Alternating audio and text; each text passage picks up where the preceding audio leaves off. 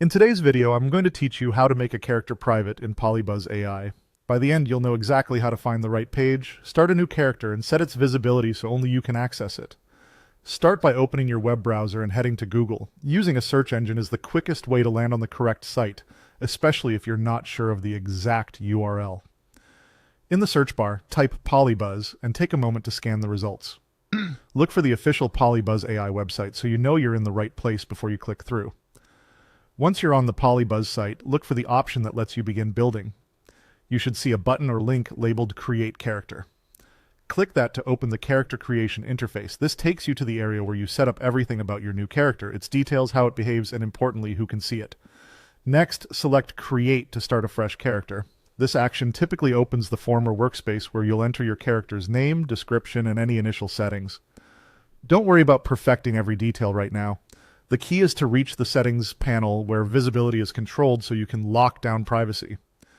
To make your character private, locate the permissions section. It may appear as a panel, tab, or a subsection within the character setup page. Permissions determine who can view and use the character. This is the area you'll adjust to ensure your work stays for your eyes only.